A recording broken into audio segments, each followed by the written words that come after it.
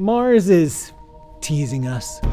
Humanity has been dreaming of landing on the red planet for over a century, and with the advent of spaceflight and moon landings, it seems like it should be just right around the corner. And these missions wouldn't just be for scientific exploration, which would be super awesome because we would learn about the origins of life and the formation of the solar system. They would serve to set up a permanent human presence on Mars, a colony on another world. If only we could figure out how to do it.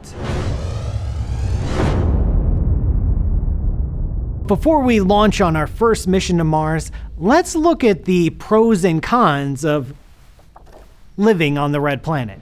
Let's start with the cons, and frankly, there are a lot of cons.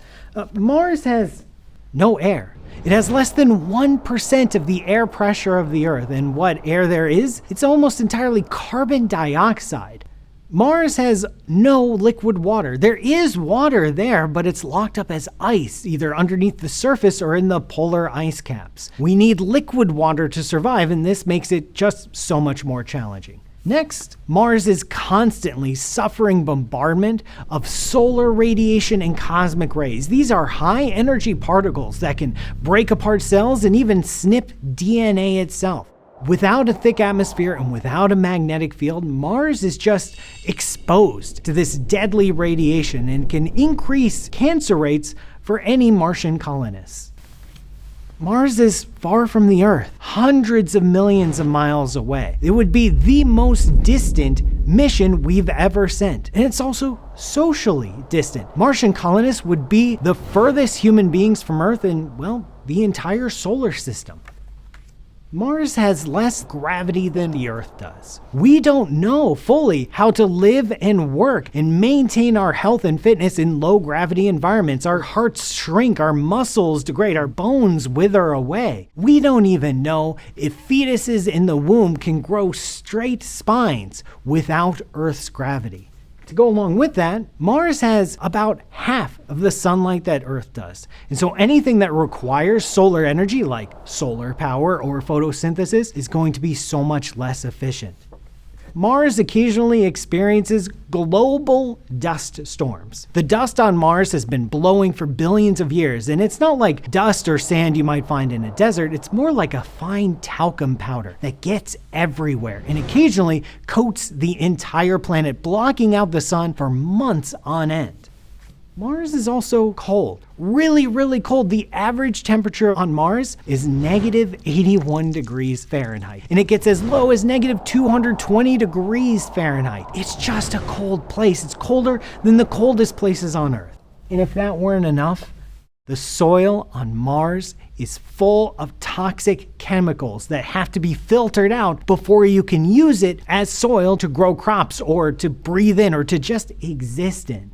These are all the cons. What are some of the pros of going to Mars? Why would we want to do that? Well, who doesn't like an adventure? No, I'm serious. Adventure and exploration has been a part of humanity. It's in our DNA. It's something that defines our species. And going to Mars is simply the next step in a journey that we've been on for tens, if not hundreds of thousands of years. And hey, Mars can offer another home. If something catastrophic were to happen to the Earth, we'd have a plan B, a planet B, if you will. And hey, going along with that, Mars has lots of empty space free for the taking. No one has a claim on Mars. No one is already living there. So it gives us a chance to colonize, to explore, to build new cities and new civilizations, without eliminating existing ones. And there's tons of science to be done on Mars. Not just the history of the red planet, but the origins of life. Mars was once a potential home for life with liquid water and a thick atmosphere, but something stopped. Understanding what happened on Mars can help us understand the origins of life on the Earth. And lastly, my favorite reason to go to Mars,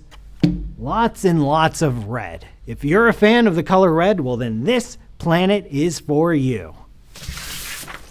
That was very satisfying. Anyway, if Mars is so terrible, why should we even bother going there? Why don't we go to the moon? The moon is literally next door. It's only days away instead of months away. There are some advantages to Mars over the moon. For one, it's bigger, so it does have more gravity, and it does have water. It's frozen, but it still exists and is accessible. Among all the worlds in the solar system, Mars is the closest thing we have to Earth. So to design our mission to Mars, let's go to the chalkboard.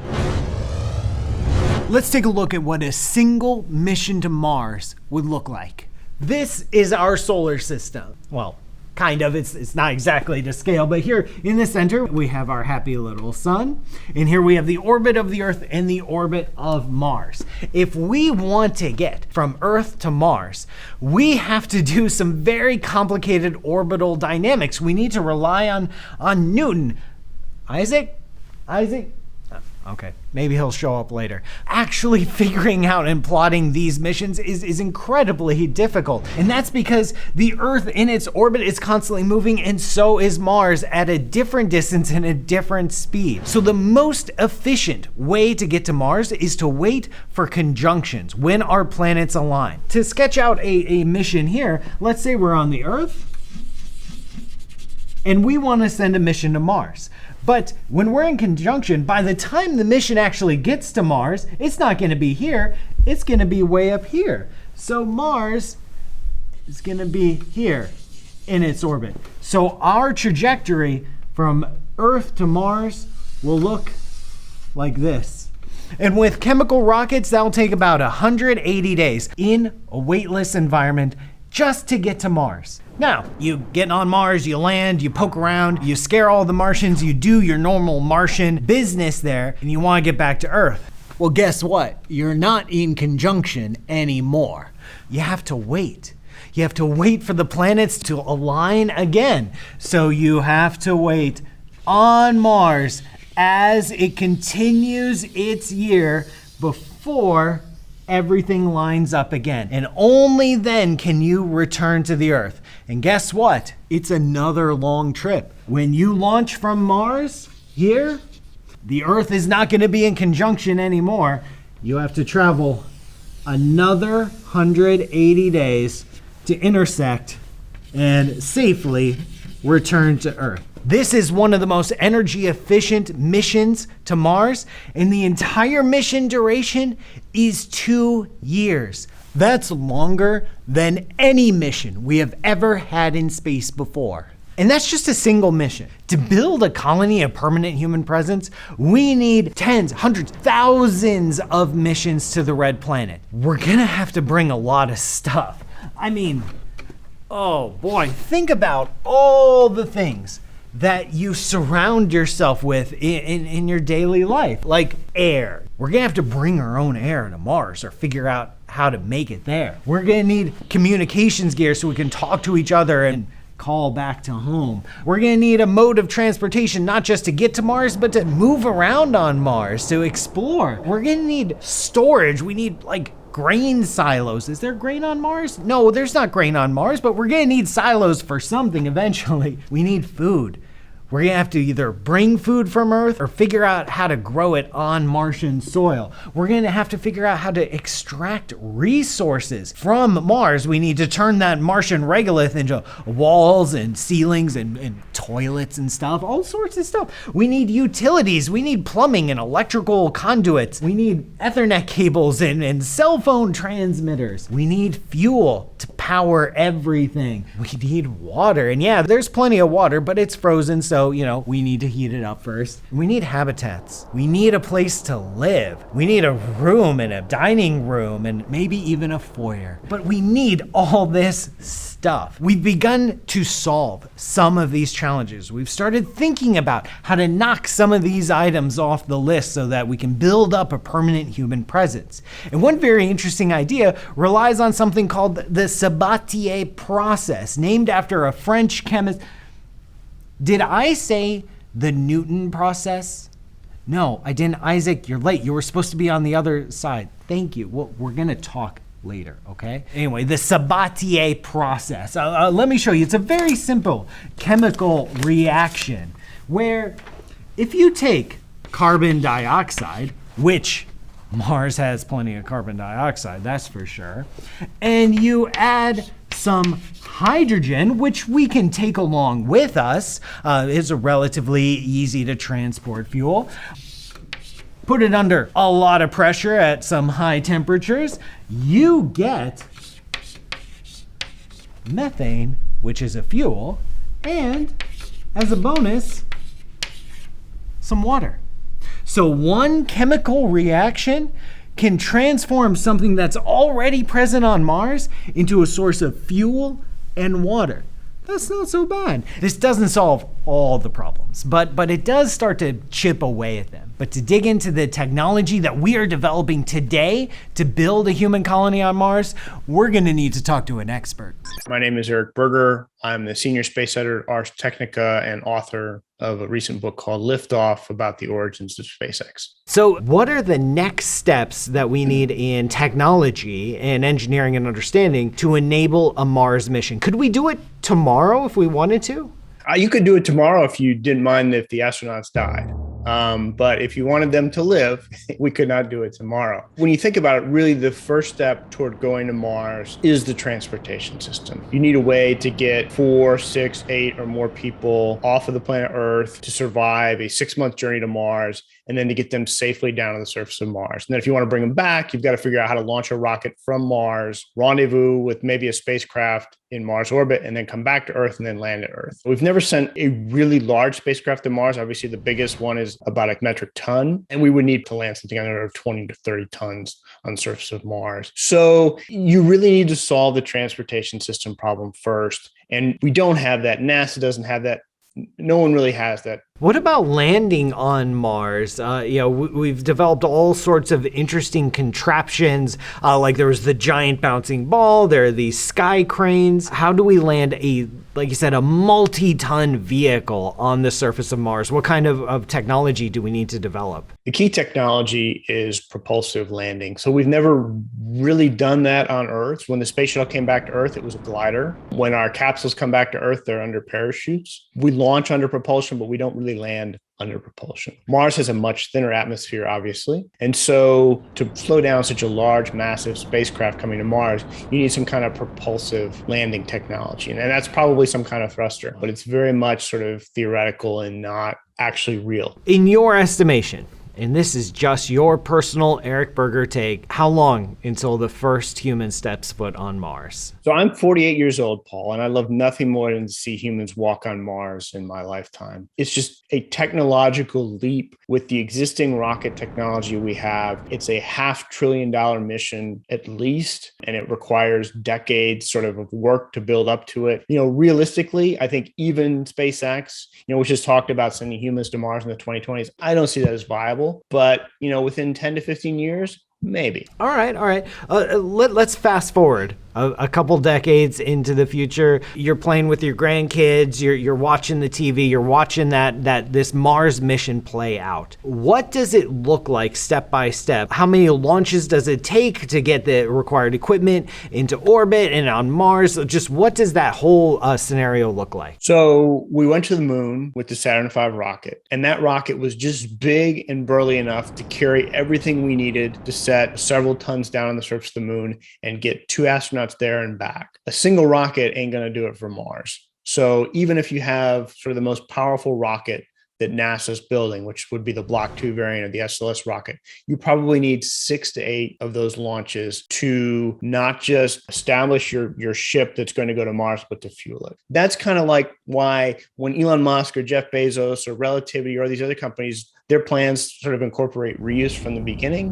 because you got to have lots of launches to do this. And if you're spending, so much money launching an expendable rocket, you just can't afford to go anywhere. Let's fast forward even a few more decades, because we do want to push the edge here and look at Mars colonization. It's certainly plausible that the first missions to Mars will be you go and you come back. What would it take to set up a semi-permanent status where there's a rotating cruise in and out, like the International Space Station, like our deep Antarctic research stations? What kind of infrastructure would it take to get there? I actually had an interesting conversation with Elon Musk about this. The question was, what would it take to build a self-sustaining settlement on the surface of Mars? It would take 1 million metric tons of stuff. Propellant, to 3D printers, to stock for the 3D printers, food, agriculture, domes, wherever you're going to live, all of it, right? To get to the point where you could have all that on Mars and those people could then survive without intervention from Earth. So 1 million metric tons, if you think about that, it takes a very large rocket and a whole sort of sophisticated spacecraft. It's like the Curiosity mission was what, a couple $1 billion mission to get to Mars? And that rover was 1 ton.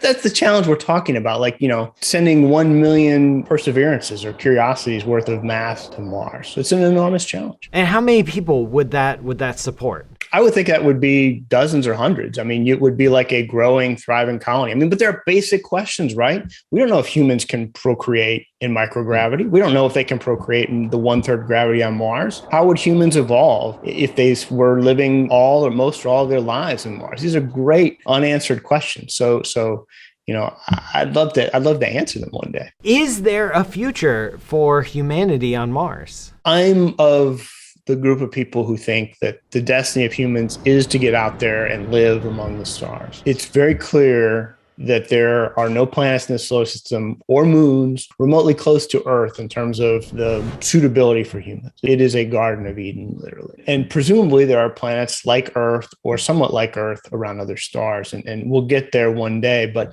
to do that, we've got to take the first step. And I think if you look around the solar system, Mars, for all of its flaws, and there are many, as you well know, offers the best bet. Probably most importantly, it's fairly close. 6 months is a long time to get there, but that's doable. It's not 3 years to a moon around Jupiter or something like that. It's closer. It's far from perfect, but you got to start somewhere. And that's probably the best place to start. This was a delight of a conversation. I really appreciate your time. Thank you, Paul. That's all short-term visits. For long-term habitation, we have to face a massive problem. How do we turn this into this? This is a process called terraforming, and it involves beefing up the Martian atmosphere. But we need a lot of atmosphere. We need at least 10 times the current Martian atmosphere for water not to boil at body temperature. And we need at least 20 times the pressure to make it pleasant to walk around on the surface without a suit. So we need to bulk up that atmosphere. What do we got? The best things we have on Mars are the water and carbon dioxide locked up in the soil and at the poles. But unfortunately, there isn't enough. Even if we liberated all of it and put it all into the atmosphere, it would only raise the air pressure by like 1 or 2 or maybe 3 times its current level, which isn't enough. So we have to import an atmosphere from somewhere else. We have to crash land comets from the outer solar system onto the surface of Mars. That kind of process is going to take generations. And we have to fight an even bigger battle because Mars doesn't have a magnetic field. The Earth's magnetic field protects the atmosphere from the bombardment of solar radiation. So we have to introduce an artificial magnetic field around Mars in order to keep that atmosphere locked in.